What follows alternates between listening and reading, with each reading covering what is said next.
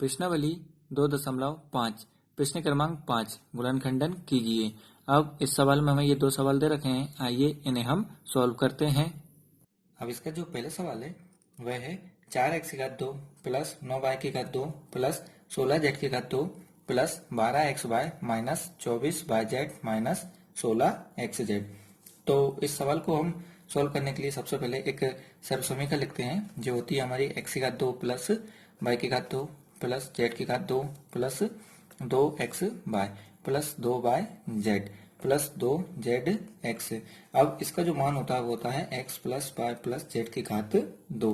पहले हमने x plus y plus z की घात 2 से ये मान निकालकर सवाल को सोल्व करे थे। अब के बाद हम उल्टी तरीके से कर रहे हैं, क्यों? क्योंकि हमारा जो सवाल है वो कुछ इस तरह से ही दे रखा है। तो अब हमारा जो LHS है वो ये बन चुका है और हमारा जो RHS है वो ये बन चुका है। अब हम क्या करेंगे कि LHS से RHS का मान निकालेंगे। तो हमें RHS का मान निकालने के लिए x, y और z का मान चाहिए, जो हम इन दोनों की आपस में तुलना कर निकालेंगे। तो यहाँ पर हम देखते हैं x की घात 2 है, यहाँ पर कितना है 4x की घात 2 है। तो यहाँ से हम इन दोनों की तुलना करेंगे कि x की घात 2 बराबर ये हो जाएगा 4x की घात 2। आगे ये y की घात 2 बराबर ये है 9y की घात 2। तो यहाँ से हम इनकी तुलना करके निकालेंगे कि y की घात 2 बराबर ये 9y की घात 2। और आगे यहाँ पर है ये z की घात 2 और यहाँ ये 16z की घात 2। तो यहाँ से हम इन दोनों की तुलना करेंगे कि z की घात 2 बराबर 16z की घात 2।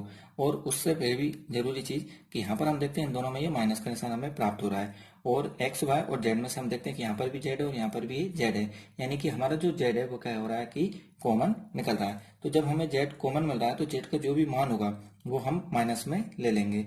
तो सबसे पहले हम इन दोनों की तुलना करते हैं। तो x की घात 2 तो ये हो जाएगा हमारा x गुणा x बराबर, अब 4x की घात 2 तो ये हो जाएगा हमारा 2x गुणा 2x।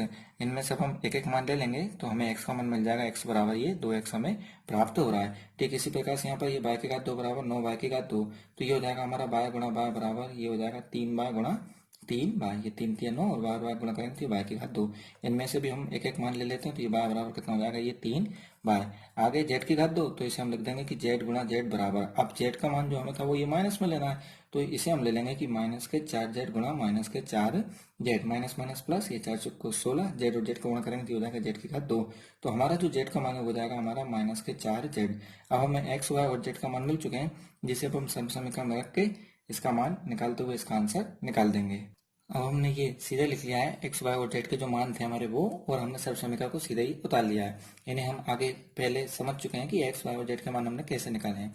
अब हम सर्व समीकरण के अनुसार इस सवाल को सोल्व करते हैं। तो ये जो हमारा मान है इसी के अनुसार हम सर्व समीकरण के मान को हमारे सवाल के मान को रखते हैं। तो यहाँ पर x की घात 2, तो x का मान कितना था हमारा ये 2x, तो ये हो जाएगा 2x की घात 2, ये प्लस के प्लस। अब y का मान कितना हो जाएगा ये 3y, तो ये हो गया 3y की घात 2। आगे क्या लिखा हुआ है ये z की घात 2, तो z की घात 2 तो ये z का मान कितना हो जाएगा ये माइनस के 4z की घात 2 प्लस, अब आगे ये 2 तो ये 2 के 2, x का मान कितना हो जाएगा ये हमारा ये 2x, फिर y तो y का मान कितना हो जाएगा ये 3y, फिर ये प्लस के प्लस 2 के 2, फिर y का मान कितना हो जाएगा ये हमारा 3y, और z का मान कितना हो जाएगा ये माइनस के 4z, फिर आगे ये प्लस, फिर ये 2 के 2, z का मान कितना हो जाएगा ये हमारे माइनस के 4z, और x का मान कितना हो जाएगा ये हमारा 2x।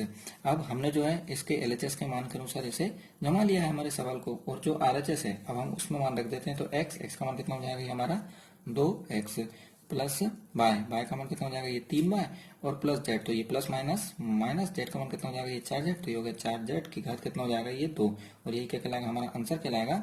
और हम कोष्टक में लिख देंगे कि हमारा जो मान आया है वो किससे आया है ये सर्व समीकरण से आया है। तो इसे भी हम कोष्टक में लिख के बता देते हैं कि सर्व समीकरण से हमारा जो मान आया है वो आया है 2x plus 3y minus 4z की घात 2 हमें प्राप्त हुआ है। अब हम इसके बाद इसी का दूसरा सवाल देखते हैं, जो है अब हमारा जो दूसरा सवाल है वह है 2x की घात 2 प्लस y की घात 2 प्लस 8z की घात 2 माइनस 2 करनी 2 xy प्लस 4 करनी 2 yz माइनस 8xz। अब इस सवाल को भी सोल्व करने के लिए हम सर्व समीकरण का ही उपयोग करेंगे, जो होती है हमारी x की घात 2 प्लस y की घात 2 प्लस z की घात 2 plus 2xy plus 2yz plus 2zx, और इसका जो हमारा मान हो जाएगा वो वापस हमें xy प्लस z की घात 2 ही प्राप्त होगा। अब हम इसमें भी इन दोनों की आपस में तुलना करते हुए एक्स वाई और जेड का मान निकालते हैं और इसे हम आरएचएस में रख देंगे तो हमारा मान हमें जो है प्राप्त हो जाएगा। अब हम सबसे पहले इन दोनों की आपस में तुलना करते हैं। तो ये है हमारा एक्स की घात 2 और ये कितना है, ये 2 एक्स की घात 2। साथ ही साथ हम निशानों को भी चेक कर लेते हैं कि हमारे एक्स वाई और जेड के मान में से कौन सा निशान हमारा माइनस का आएगा, कौन सा निशान हमारा प्लस का आएगा। तो ये एक्स वाई के आगे ये माइनस का निशान है, इधर एक्स जेड के आगे ये माइनस का निशान है। तो इन दोनों में जो है हमें कॉमन एक्स मिल रहा है, यानी एक्स का जो भी हमारा मान आएगा वो माइनस का आएगा।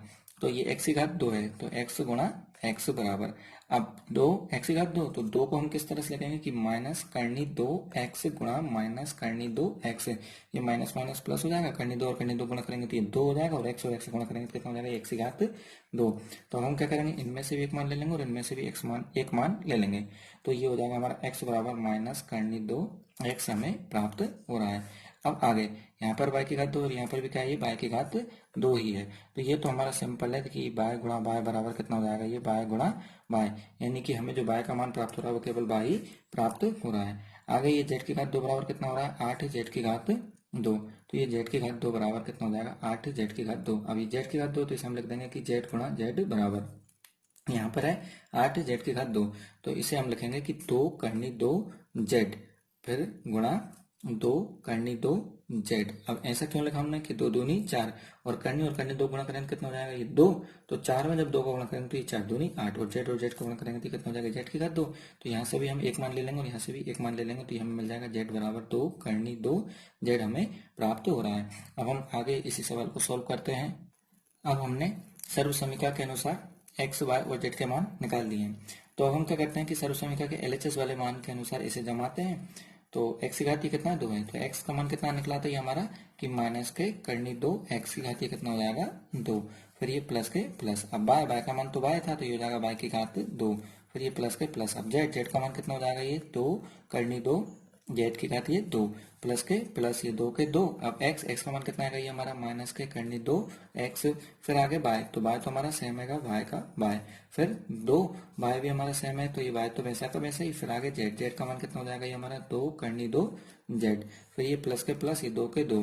फिर आगे जेड का मान कितना हो जाएगा, ये 2 करनी 2 जेड। और एक्स का मान कितना हो जाएगा, ये हमारा कि माइनस के करनी 2 एक्स हमें प्राप्त हो रहे हैं। अब हम इसी से इसका आरएचएस वाला मान लिख देते हैं कि हमारा एक्स का मान हो जाएगा ये माइनस के करनी 2 एक्स प्लस बाय तो हमारा सेम है तो ये बाय तो हमारे वैसे के वैसे हो जाएगा। और जेड का मान हो जाएगा ये हमारा 2 करनी 2 जेड हमें प्राप्त हो रहा है और इसकी घात कितनी हो जाएगी, ये 2। और ये क्या कहलाएगा, हमारा आंसर कहलाएगा। कोष्टक में हम लिख के बता देंगे कि ये जो मान है हमें ये सर्व समीकरण से प्राप्त हुआ है।